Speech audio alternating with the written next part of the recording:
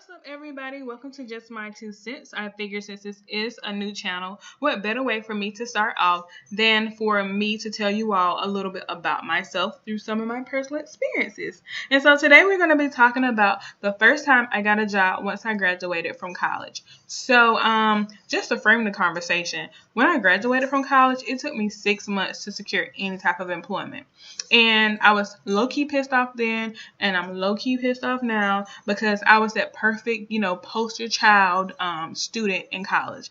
I had great grades. I had over a 3.0 GPA. I was on SGA. I was working with the Red Life department. I was on the student newspaper. I was in the sorority. Anything you can think of, I was probably on it.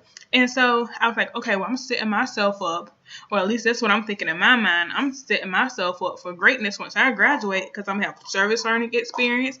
I'm going to have community service experience and a great academic background. Well, that was a lie because once I graduated, everything kind of just went downhill really, really quickly.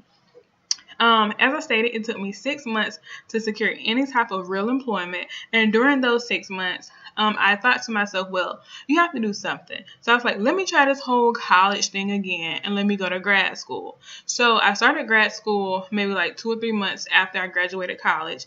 And during that time, I was like, okay, I need something else to supplement, my economic stability. So, somebody told me about a job at a call center saying that they were hiring this and the third. I looked at the position, and red flag number one should have been that it was multiple positions posted. It was like the same job description, but it's like maybe 5 positions open.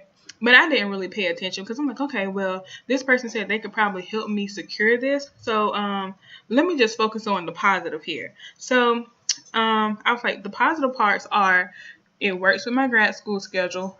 I have the weekends off. It won't interfere with my internship, and it's part-time. Everything that a grad school student would probably be, looking at. So I went ahead, I applied, got an interview. Red flag number 2 should have been when I was doing my interview. During my interview, they take you on like a little tour to kind of see how, you're going to mesh with their environment, how the environment going to mesh with you, see if, it's a good fit, this and the third. So that kind of happened. During the tour, I saw like a lot of unhappy people. People look very pissed off. They look unbothered. They look like, I'm ready to go home. They look like, let me go home and try again tomorrow type of faces. And you might be like, okay, well, what's the problem with that? Well, the problem is it was 10 o'clock in the morning. And I think they got to work at probably like 8 o'clock, 8:30-ish. And so the issue is these people have only been here 2 hours. And all of them have that facial expression. Now, I can see if maybe like 1 or 2 people, because, it's always going to be that person or 2 or 3 people that have a negative experience. But as a collective, everybody seemed pissed off. So I'm like, okay, let me see what's going on here. And honestly, even though I was like kind of concerned about what was going on, I really didn't care because I really wanted the job, because I really wanted to work. And so I kind of just looked over all of that. And then I got the position. And when I first came in, they said, okay, well, we're going to train you how to do this job effectively. I'm like, okay, this is cool. I never worked in the call center before. Yeah, let's do this. And so when I went into the training room, it was 2 other people. And the lady who was training us, she handed me a notebook. And in the notebook, it had like pages of notes. And I'm like, okay, this is odd. Why would they give me like a notebook that's seen used already? And so I'm like, I have notes in my notebook, what's going on here? And the lady was like, oh, well, this is such and such notebook. She quit yesterday because she got a job offer from somebody else and she accepted.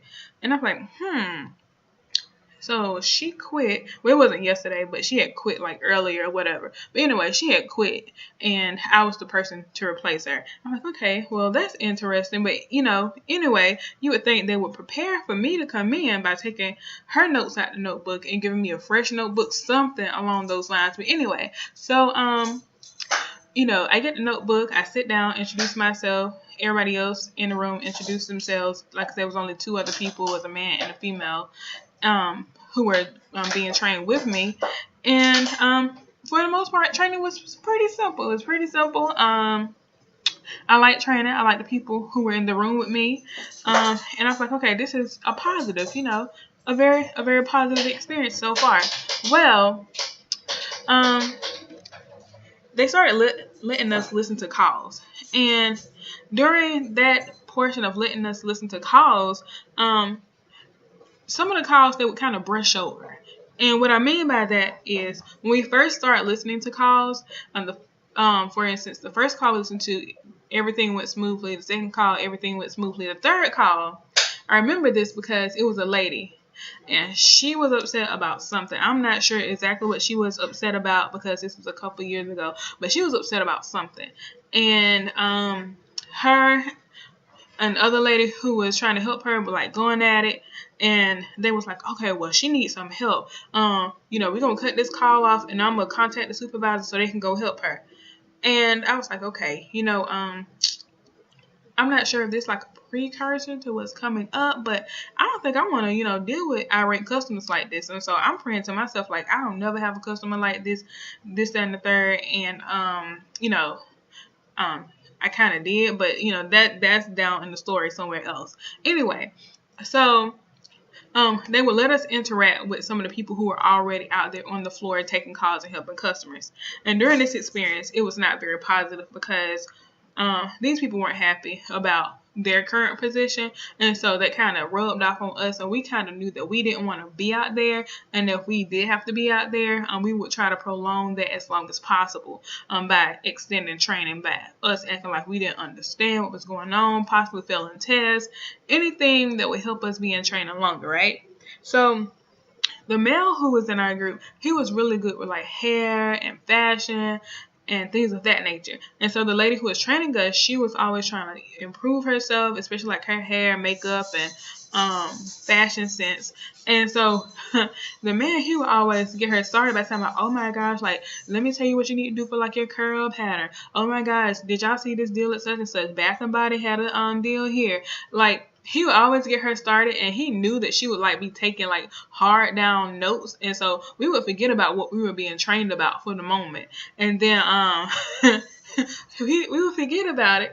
And so by the time we realized, okay, it's time to get back, into training, it was time to go home for the day. And so what would have been like a 2-week training turned into like a 3-week training. And so the manager, he came in, one of the head managers, he came in, he was like, okay, well, y'all need to kind of speed this process up because we need you all out there on the floor. And so he said, by the end of this week, you all don't have a choice. You will be taking your test, and then we're going to sit you with somebody to kind of give you a glimpse as to how, some of the calls go. And then we're going to, put you all out there. And everybody in the room was looking at each other like, dang. No more playing around. And so they sat us with different people or whatever. And I remember the lady they sat me with. Super cool lady. I respect her. I don't have anything negative to say about her. But I will tell you that this lady, if you come at her incorrect, you will get corrected quick, fast, in a hurry. So I listened to her, take a couple calls or whatever. And then she told me it was my turn. So the first 2 calls I took, they were okay. People were okay. But this third call I took, this man, he was pretty much a butthole in a sense. And I hate to say that about people, but he was pretty much a butthole because, like, I said, hello, sir, I'm such and such and such. Said the little greeting or whatever. And then he just, like, went from 5 to 1,000. Like, he was like, I don't care who you are. I want this, such and such this. The manager's supposed to have did this. I ain't got no call back yet. I want to talk to him now. I want to do this now. I mean, like, he was just, like, going at it. And I'm like, okay, sir, let me pull up your account. Can I get your information? I'm not giving you no information. I'm like, sir, I need your information in order for me to, look at your notes to see if there's anything I can do to help you. He's like, no, I don't want to talk to you. So the lady I was sitting with, she grabbed the headset.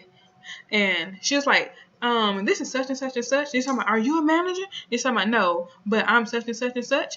And what, she is telling you is the information that we need in order for us to move forward. If you don't give us the information, you need to hang up and call again. And so I guess he could see that she wasn't playing with him. And so from that, he gave her the information. She gave him the same information based off the notes that the person before had took. And that was pretty much it with him. He kind of hung up and he really didn't have much to say. And if he called back in, he was lucky that he didn't call back in to us, because she was ready for him to call back in so she can give him another dose of his own medicine.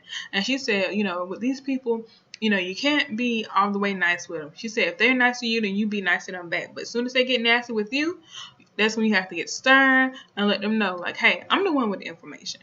And I'm trying to help you. You calling in because you have questions and concerns, not because you want to just sit here and talk to me. And she said, this is the attitude that you have to have. And the managers, they're not really going to have your back, this, and the third. And I was like, okay, cool.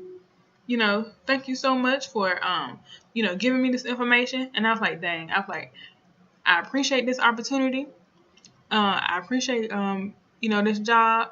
I'm thankful that I'm working after 6 months, but I'm going to need to get this degree really fast so I can get on up out of here, because I can see this is going to be a problem. So stick around for part 2.